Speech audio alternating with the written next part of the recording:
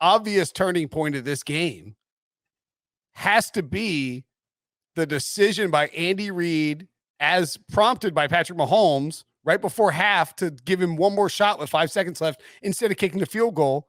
Mahomes takes too long, throws it into the backfield to Tyreek. I believe it was Tyreek Hill, right? Yep. And Tyreek Hill's tackled short with 0 seconds left. Reid was apoplectic at Mahomes for the decision making, and it completely shook the Chiefs. Like threw them out of the. They were obliterating the Bengals. Now the Bengals. I'm sorry. Breech said he was going to quit watching at halftime. Well, and that's what Wilson, your famous question is, as a Bengals fan, what did you want them to do? Because that's what they shouldn't have done.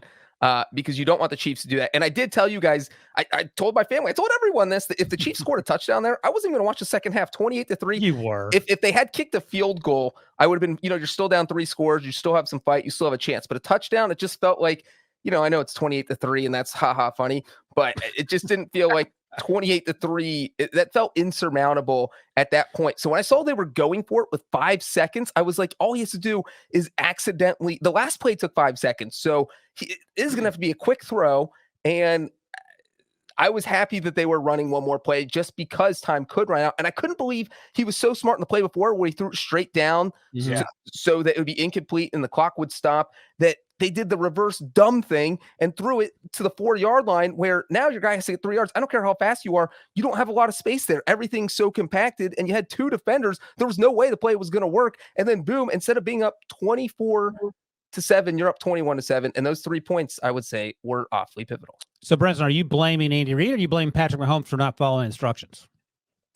More Patrick Mahomes. Yeah, I think Andy Reid, because Tracy Wilson reported, I think in the moment actually, that that Reid was like, we're kicking the field goal, and Mahomes was like, give me one more, and Reid was like, okay. I mean, like, he trusts his quarterback. And then if you're Mahomes, you just have to get rid of the football and make sure you have 1 second left for a field goal there, because you just have to get points. Yep. Knowing that, because Samaje Perine took that screen, I think it was a screen, right? 41 yards for the score on that drive from Cincinnati.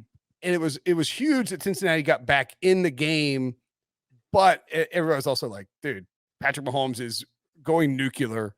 You left 1:15 on the clock. He's going to go get a touchdown, and that score won't really matter. Then the Chiefs, of course, go down and don't score any points, but you had a chance to make it. If you get the touchdown, it could have been 35-10 by the time Joe Burrow touched the ball again, or worst case could have been a 31-10 by the time Joe Burrow touched the ball again, because the Chiefs were getting the ball back after half. I mean, look at these stats, are staggering.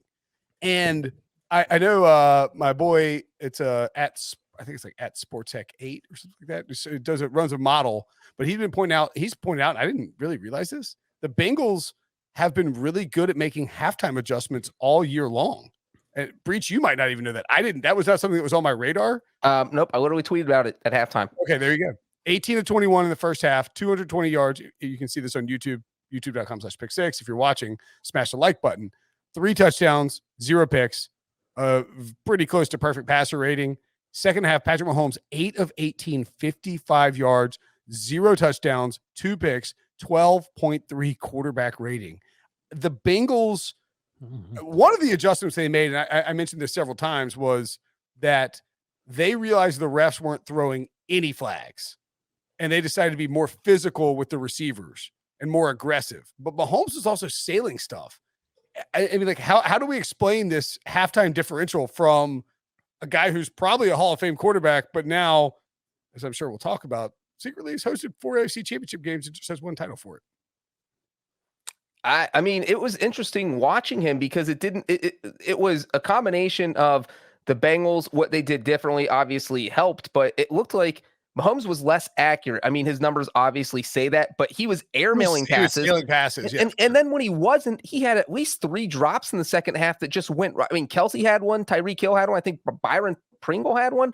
There were just, it was unbelievable to see the Chiefs players just letting Mahomes down like that. And so for them to have this huge lead, and if they just play somewhat competent football in the second half, they win the game. And so that's why to see that offense struggle like that, and the Bengals defense obviously played a part in that, but the Chiefs also shot themselves in the foot. And so it was, like the BJ Hill, that interception was a phenomenal play. That's not on Mahomes. That's just a great defensive play. But their offense there were just so many self-inflicted wounds. And so you just don't usually see that from Kansas City.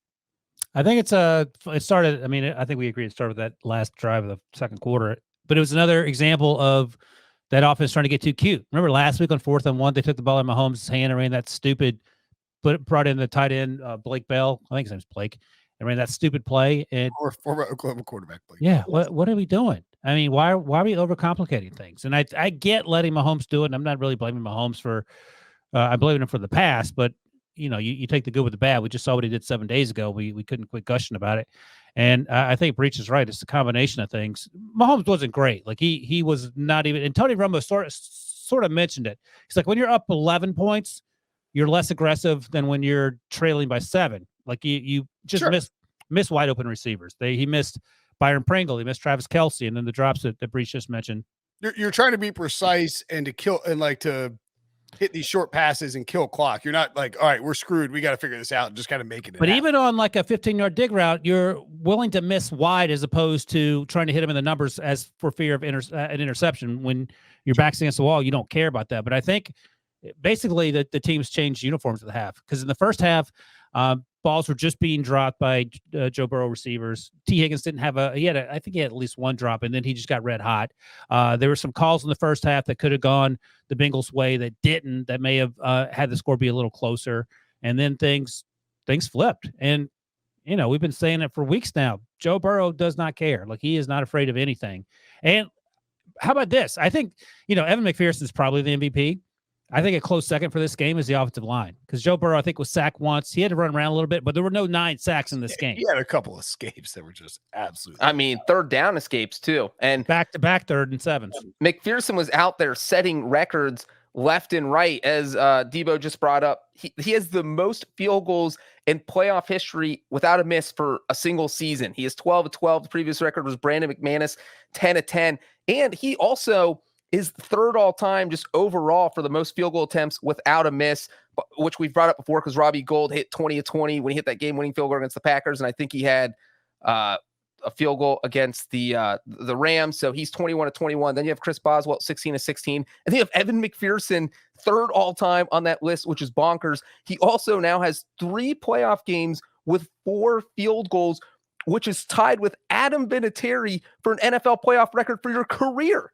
Evan McPherson has done this in 1 postseason in 3 games, and it's not like these are easy kicks. A lot of these have been from beyond 50. He has been, Money McPherson, Shooter McPherson, Money Mac. He's putting your dad in the record book grave. We were talking about that, is that he set the record for most field goals, most playoff field goals. He set the franchise record already. My dad had 9. McPherson has 12. My dad had 9 in 14 years. McPherson had 12 in 1 postseason. He has just been beyond phenomenal. It has been, I love that every time he hits a big kick, the Bengals rub it in on Twitter. This is why you draft a kicker, and everyone else should draft a kicker. And now this looks like literally one of the best, 30 draft picks of the entire 2021 draft? Is that crazy? No, it's not. And here's what's funny. We've gone from laughingstock Bengals to having the best quarterback in the division. And now they're going to have, there's an argument to have, Justin Tucker's the best kicker. Chris Boswell probably regular season was number 2, but Evan McPherson's 1A right now. And that's a huge difference maker when you have special teams on lock. and Lock and 4 asked me about that before on Friday on his radio show, where I would rank McPherson in the NFL. And I think he's already a top 5 kicker. But the crazy thing is that the other 2 of the top 5, Tucker's number 1, Boswell's probably in that top 5. So you have 3 AFC North kickers in that top 5 range for the entire NFL, not just the AFC or not just the AFC North. Well, let's give credit to Duke Tobin here too for this, some of the recent drafting. Just, dating back to 2018, and obviously, Billy Price didn't work out, but they got Jesse Bates and Sam Hubbard in that draft. Let me know if I'm missing anybody else. Oh, Alden Tate, who's contributed. Jonah Williams, Drew Sample had to step in when CJ Uzomah got hurt. Jermaine Pratt, my NC State guy, who has been playing pretty well in the 3rd round. Ryan Finley, of course, in the 4th round, back-to-back NC State picks. There was also go to the 2019. The 2019 class is they are a huge reason why this team is successful. Yes, correct. 2020 also pretty good. Joe Burrow and T. Higgins they opened with. That worked out all right. And then the 2021 class, I mean, Jamar Chase obviously is contributing a lot.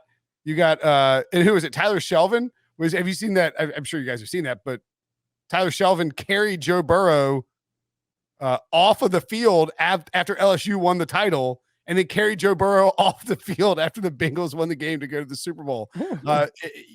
And I mean, honestly, a lot of it comes, I mean, again, credit to the adjustments made in the second half. The way by the way, quickly, T. Higgins, second round pick in 2020. Logan Wilson had a huge game. He's played well all season. Khalid Kareem played on Sunday as well. Akeem Adeniji has had to start. So those are all 2020 guys, and two of those guys are day 2 picks. Akeem Davis-Gaither, is he hurt? Breech, where's he been? I don't know. Oh, okay, because he's another guy that I like coming out, but another athletic linebacker in the middle of that defense. So that 2020 class would rank up there with anyone. And I would say too that like this is a little reminiscent of that run that the Bengals. So when the Bengals drafted AJ Green and Andy Dalton, and they put together, they had a couple good draft classes they put together in a row because I think they took the Geno Atkins in that same range. You know what I'm saying? They kind of had this good run of drafting, and it resulted in them being relevant for several years in a row, culminating that 2015 season. The difference is, and this is not a rip on Andy Dalton, it's just Joe Burrow is this ice cold killer. And then there are other parts of this that Trent Taylor, he caught the 2-point conversion. I think Zach Taylor was asked after the game, "Is that your son?"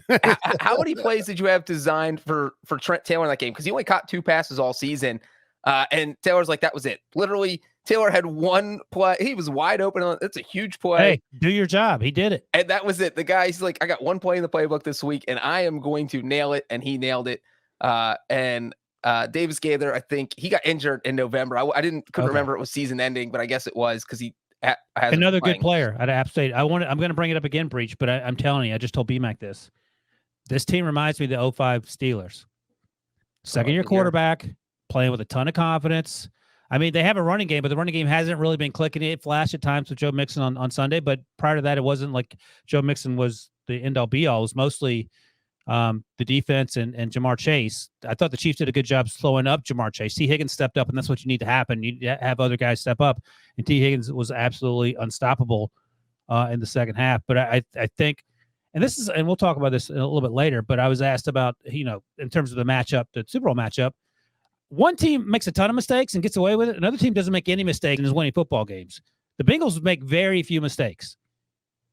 Yeah, they have been very mistake-free since December. Burrow was a fumble machine, interception machine earlier in the season, but they've really, really cut down on that, which is obviously huge. And bringing up their running game, it's so funny because everyone was talking about the fact Tony Romo was screaming about it over and over again. If the Bengals lose this game, all anyone is talking about is the fact that Zach Taylor would not stop running the ball on first down. And it was so frustrating because they were literally getting like 1 yard a carry, and you're facing 2nd and 9 every single time. They ran at least 12 times on first down. I stopped keeping track late in the fourth quarter. I was getting so frustrated and too locked into the game. But yeah, so it was. They finished with 88 yards on 21 carries, averaged more than 4 yards a carry somehow, which is the crazy part. They had a first down because I wrote this down in the third quarter. They get the stop of Mahomes in the offense in that opening drive. You're like, oh my god, like the Chiefs are letting, like, if the Chiefs have got the field goal and they get a touchdown on the opening drive, this game is over. Nobody's watching it. It's done. The Bengals get the stop, and then they go play action on first down to a wide open T. Higgins. Burrow actually underthrew it a little bit. Maybe if he hits him in stride, he scores. But regardless, you're like, all right, these guys are about to get a touchdown and get back into it. They immediately go first down run. It gets absolutely stuffed. Second down, they get a false start and then try a screen or something like that. And delay a game. Yeah. Second down, delay a game. That's right. Yeah. And then third down, it was like 3rd and 14, I believe. And they were definitely in, if you get 6 yards, you can go for it, or you can kick a long field goal if you get 8 or 9 yards range, and they take a deep shot down the field.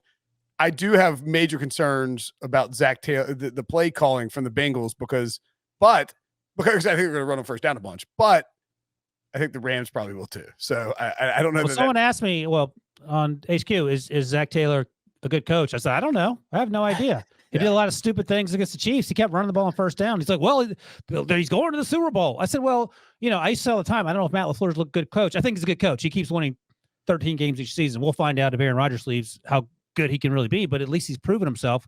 I don't know the first thing about Zach Taylor. And we were laughing for the longest time that he was going to get fired. Now he's going to get an extension, a well-earned extension based on what he did. But again, I don't know if he's not the best coach in the AFC North. He may be the third or fourth best coach in the AFC North.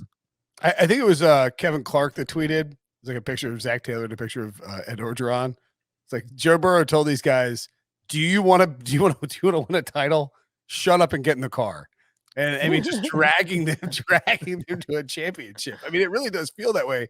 And I made the face about the Bengals making mistakes because Burrow did have one really bad pick, and then had another one that it was a throwaway that almost ended up being picked. But yeah, that was ugly. Yeah. And it was like, because it was like, oh, nerve setting in a little bit. But if we're keeping score, the team we'll talk about in a moment have had a ton of mistakes the last 2 weeks that they had no business winning those football games.